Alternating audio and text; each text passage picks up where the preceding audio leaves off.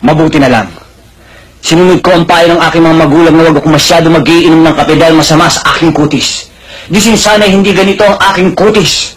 Kutis porcelana!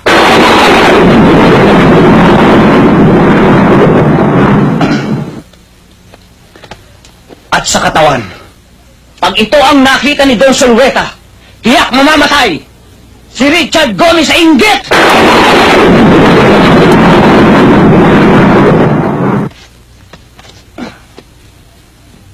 At kapag naka-profile, anong sinabi ni Gabi Concepcion? Kaya please lang, huwag kang masyado magdidikit sa babae at baka mapikot ka. Dahil sa totoo lang, ikaw ang pinakamagandang lalaki sa balat ng lupa. Hayop ka talaga! Ang ganda mong lalaki!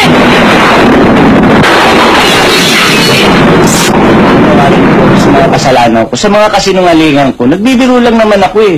Kayo naman, hindi na kayo mabiro eh. Sige na, patawarin niyo na ako. Please.